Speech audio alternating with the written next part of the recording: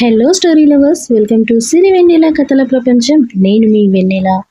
You are my డెస్టినీలో ఇప్పుడు 35 part. ఒక్కరోజు ఐస్ క్రీమ్ తిన్నంత మాత్రాన ఏం కాదులే అని చెప్పండి ఆంటీ మీ కూతురికి అన్నాడు రణ్వీర్ అద్విని కోపంగా చూస్తూ.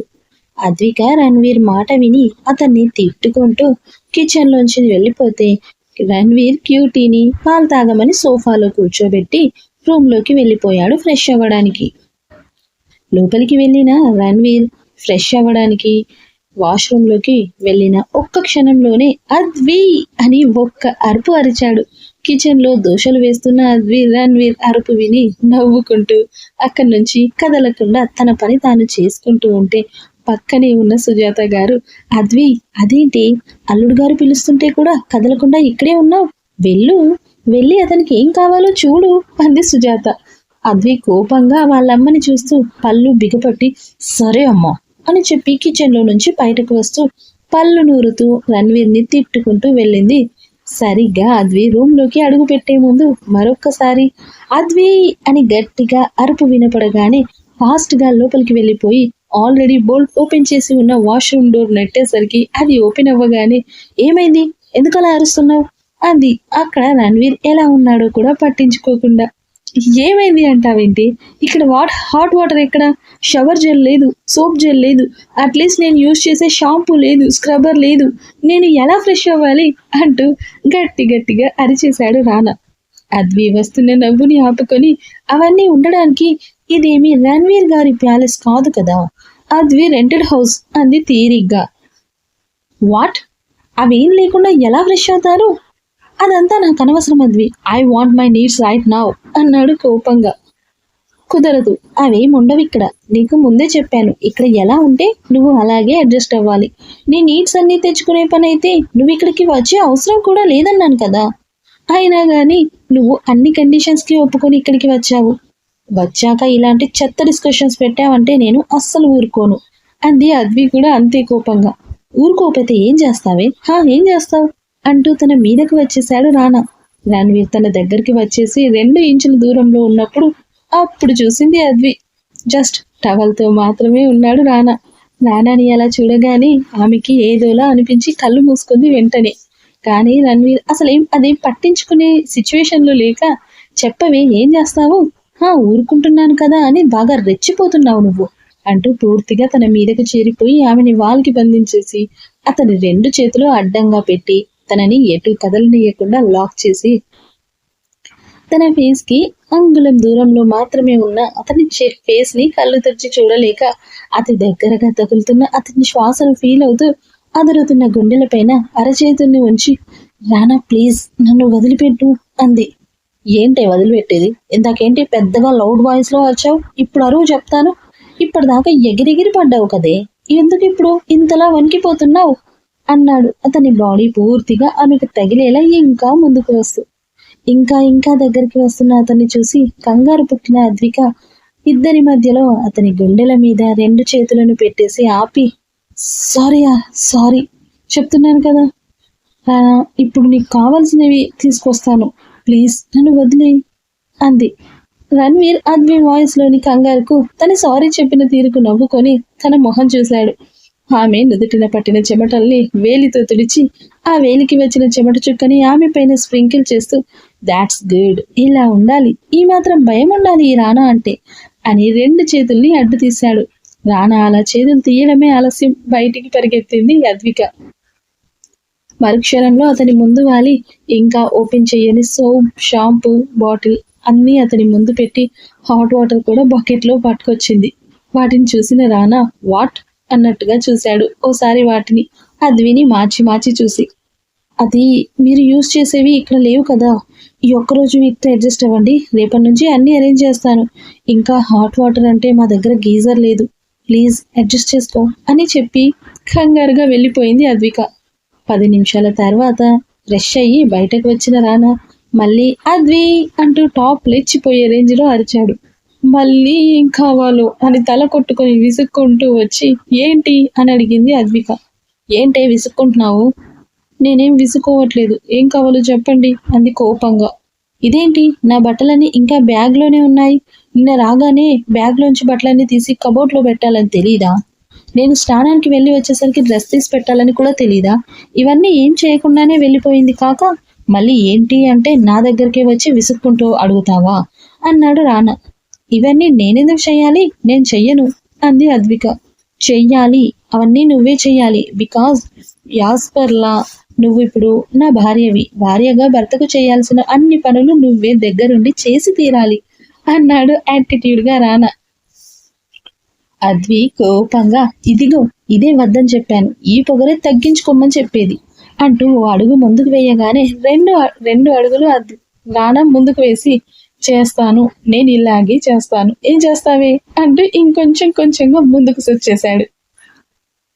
ఇప్పుడు వాళ్ళ అమ్మ ముందు రణ్వీర్తో గొడవ పెట్టుకోవడం అంత మంచిది కాదు అని ఆలోచించిన అద్విక సైలెన్స్ గా, ఓకే నేను డ్రెస్ ఇస్తాను, మీరు కాస్త దూరంగా ఉండండి నాకు అంది. అది తీ అన్నాడు రానా. ఇక అద్వి బ్యాగ్ లోంచి ఓ డ్రెస్ మాత్రం తీసి పెట్టి మిగతావి కబోర్డ్లో ఈవినింగ్ సర్దుతాను అని చెప్పి అక్కడ నుండి ఫాస్ట్ గా వెళ్ళిపోయింది బయటకి. అరగంట తర్వాత రెడీ అయ్యి బయటకు వచ్చిన రానాకి సుజాత గారు తన కూతురికి టిఫిన్ చేయిస్తూ ఉంటే చూసి అక్కడే సోఫాలో కూర్చోగానే సుజాత వెంటనే అద్వికని పిలిచి, అద్వి ఇవాళ వ్రతం ఉంది కదా, పూజ పూర్తయ్యే వరకు మీ ఇద్దరు దంపతులు ఉపవాసంతో కూర్చోవాలి, కాబట్టి అల్లుడు గారు నువ్వు పాలు తాగండి అని చెప్పింది. అద్విక సరే అమ్మా అంటూ కిచెన్లోకి వెళ్ళి పాలు కాచి రణ్వీర్ కోసం గ్లాస్లో తీసుకొచ్చింది. నువ్వు కూడా తాగమ్మా, లేదంటే పూజ పూర్తయ్యేసరికి నీరసం వస్తుంది అని సుజాత గారు పాలు తాగమని చెప్పగానే అద్వి అవన్నీ కోపంగా చూస్తూ రూమ్లోకి వెళ్ళిపోయింది. అద్వి అంత కోపంగా లోపలికి వెళ్ళడంతో కారణం తను పాలు తాగదని సుజాత గారు ఇంతకు ముందే చెప్పడం గుర్తు తెచ్చుకొని రణ్వీర్ కామ్గా తన పని తాను చేసుకుంటే అప్పుడే కౌసల్య వాళ్ళు వచ్చేశారు వ్రతం కోసం. పలకరింపులు పూర్తయిన తర్వాత పూజ ఎన్ని గంటలకు మొదలు పెడదామని కౌసల్య గారు అడగడంతో తను టైం చెప్పి ఇంకో అరగంట టైం ఉంది అనగానే పెద్దవాళ్ళిద్దరూ పూజ ఏర్పాట్లు చేయడంలో మునిగిపోయారు. ఈలోగా రానా కూతుర్ని తీసుకుని బయటకు వెళ్తుంటే కౌసల్య పిలిచి, రానా ఎక్కడికి వెళ్తున్నావు, ఇప్పుడు ఇంకో అరగంటలో వ్రతం ఉంది, నువ్వు బయటికి ఎక్కడికి వెళ్ళడానికి వీల్లేదు అని చెప్పింది.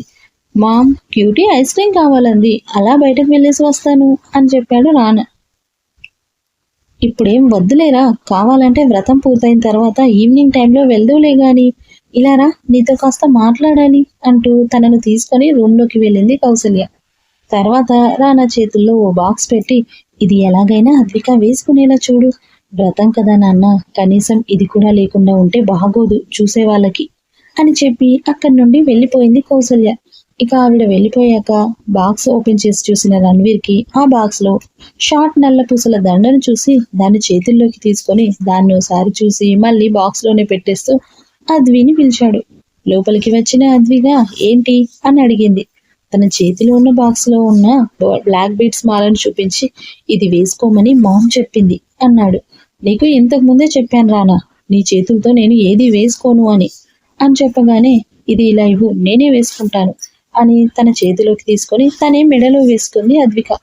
అది వేసుకొని అక్కడే ఉన్న అద్దంలో చూసుకుంటూ హుక్ పెట్టడానికి ట్రై చేస్తూ ఉంటే అది సరిగ్గా పట్టక ఇబ్బంది పెడుతూ ఉంది అద్వికాని. వెనక నుండి మిర్రర్లో తననే చూస్తున్న రణ్వీర్కి చిన్న బ్లాక్ బీడ్స్ మాలే అయినా గాని అది తన సన్నని మెడలోకి చేరగానే తెల్లగా ఉండే అద్వి మెడలో నల్ల పూసల మాల మరింత అందాన్ని తెచ్చింది. 3 నిమిషాలుగా ఆ హుక్కు పట్టక ఇబ్బంది పడుతున్న అద్వికాని చూసి కెనై అని అడిగాడు రానా. రణ్వీర్ చేతుల్ని ఆమె మెడ దగ్గరికి తీసుకువస్తూ ఉండగానే అద్విక వెనక్కి తిరిగి పట్టేసింది. నీ హెల్ప్ ఏం అవసరం లేదు అని చెప్పి ఆ రూమ్ లోంచి బయటకు వెళ్ళిపోయింది. వెళ్తున్న అద్విని చూస్తూ ఓ గాఢమైన నిట్టూర్పు విడిచి క్యూటీని పిలిచాడు రానా.